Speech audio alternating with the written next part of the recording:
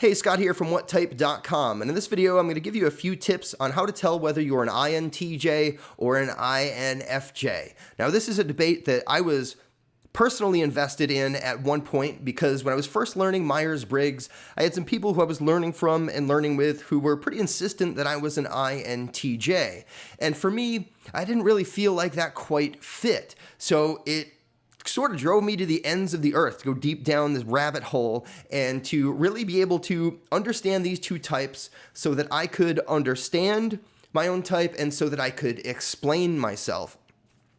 So before I get started here, there's a couple of things that I want to say. First and foremost, it's very important if we want to see our type accurately, or anyone else's for that matter, it's important to recognize that no type is objectively better than any other. All types are important in a functioning society. All types are equally necessary, and it's all just a matter of what lens we look at things through, where we might get the perception that one type is better than the other. It's important to not sort of overvalue our personal experience and to, kind of type certain people who maybe we don't like if we think they're one type or the other, to start to see that type through a negative lens or through a positive lens if we have positive examples of a particular type. It's important to really find that sort of objective ground, to see different counterexamples of each type and recognize sort of the spectrum of each type, because people can be quite a bit different even though they're the same type. And I think the deeper down that rabbit hole you go, the more you'll find that to be true. Now, I'm going to be speaking in generalizations here. Every single person is different. So not all of these generalizations are always going to hold up. We want to kind of look at the bigger picture and kind of see the patterns. And then when you do that, you start to notice how each person is a little bit different. Nobody is going to perfectly fit into stereotypes or generalizations.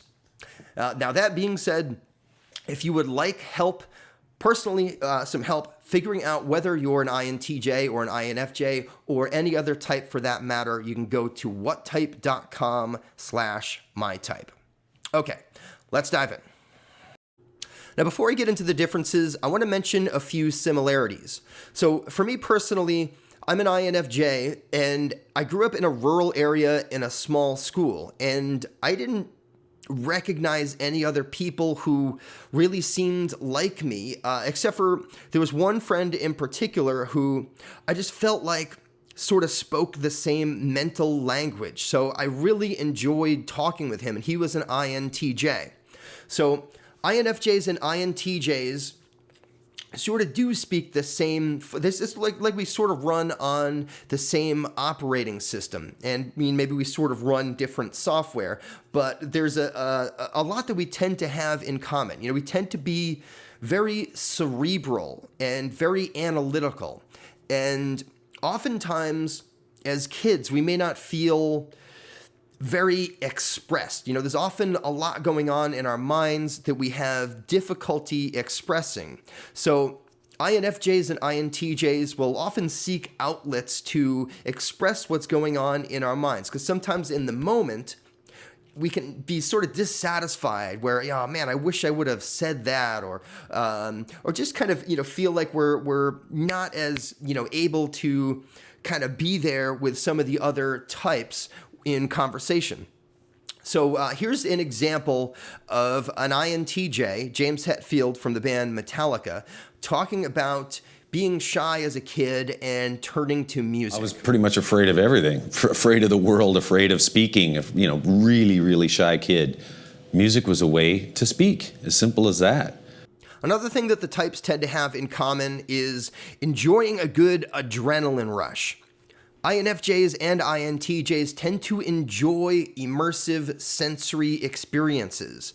That's partly because it helps us to shut off that incessant sort of, cerebral part of our mind that's kind of always thinking, and it puts us into our bodies. That could be anything from driving fast to drinking and drugs and sex and rock and roll, listening to music really loud, or it could be more healthy manifestations. It could be physical exercise. It could be taking baths and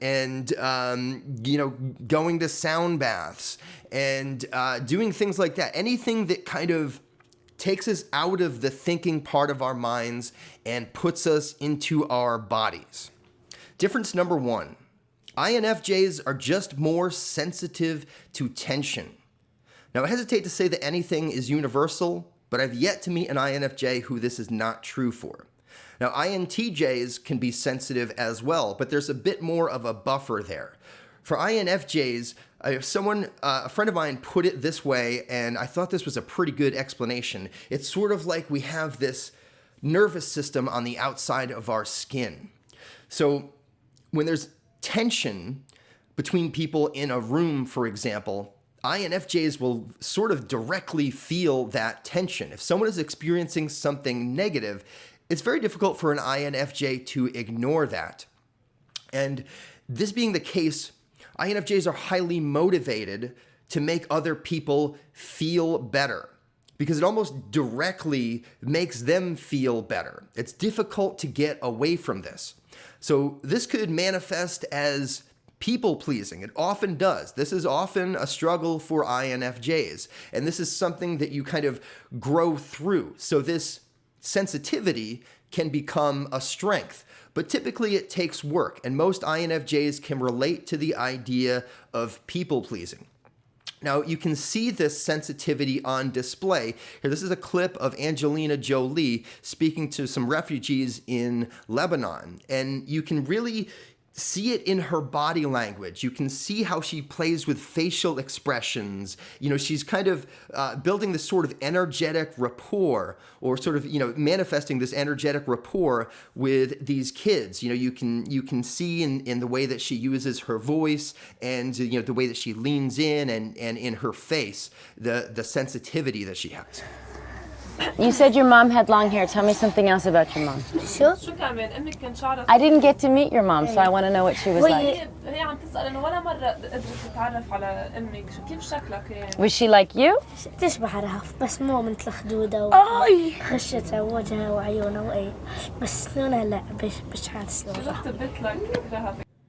And one of the ways that this difference can manifest is in the delivery of bad news.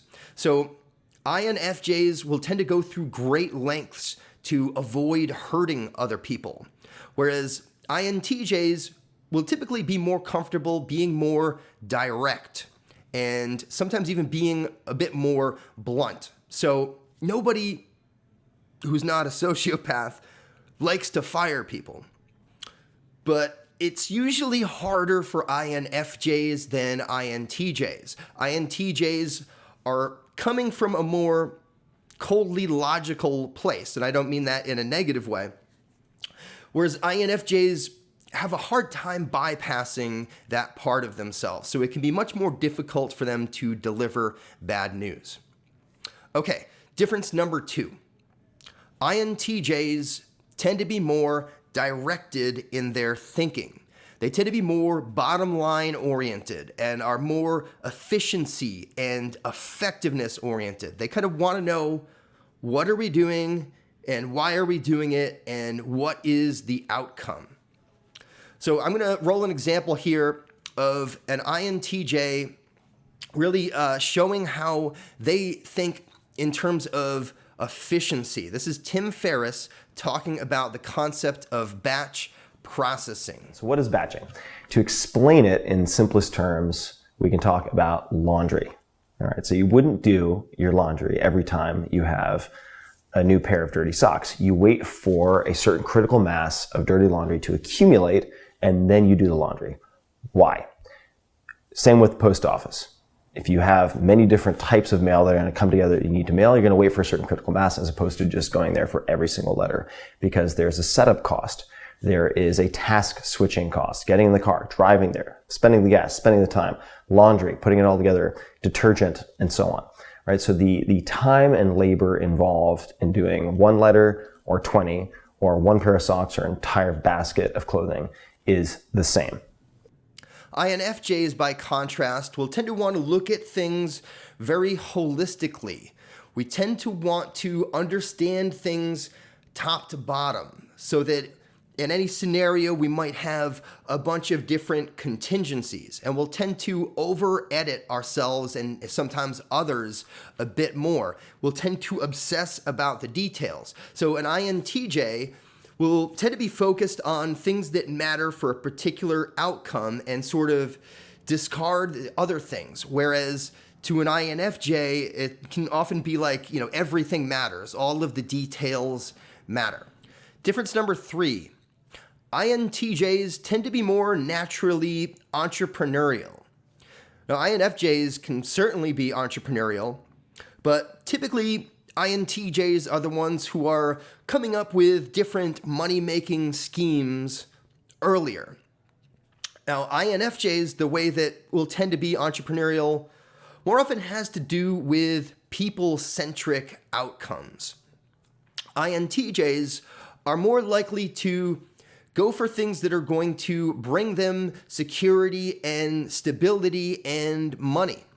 The last difference I'm going to cover here is that INTJs tend to be more emotionally reserved. They typically are not very comfortable wearing their hearts on their sleeves and being emotionally vulnerable. A mentor of mine who's an INTJ, Wyatt Woodsmall, if someone would ask him how he was feeling, his humorous response was, "Well, first of all, I don't know. And second, it's none of your business." So I'm going to roll a clip here of Ayn Rand, who was an INTJ, and you'll kind of get how, her orientation is to being very rational, that her worldview comes from that rational perspective. And in a minute, I'll contrast that with an INFJ. Reality exists as an objective absolute. That man's mind, reason, is his means of perceiving it. And that man needs a rational morality. I am primarily the creator of a new code of morality, which has so far been believed impossible, namely, a morality not based on faith. On faith. Not on faith, not on arbitrary whim, not on emotion, not on arbitrary edict, mystical or social, but on reason, a morality which can be proved by means of logic. Now I'm going to roll a clip of an INFJ in an interview here. This is Adrian Brody talking about the impact that the role that he had in the movie The Pianist had on him. And you'll see how he's just coming from a worldview that is more emotionally based, and he's more comfortable expressing emotion in an interview than you would typically see from an INTJ. I realized I'd never really been hungry. And it still breaks my heart how many people are hungry in this world. And that most people don't understand. We go to dinner, and there's all this food left over. It gets thrown out. Massive homeless epidemic, children on the streets. And so it's all, what it does is it gives you a level of empathy. Okay, that's all for now. If you like videos like this, don't forget to like and subscribe. If there are other videos like this you'd like to see, you can leave a comment here, or you can email me at scott@whattype.com. If you'd like more information about these types, you can go to whattype.com/INFJ or whattype.com/INTJ. And if you'd like help one-on-one figuring out once and for all what your type is, you can go to whattype.com/mytype. Thank you.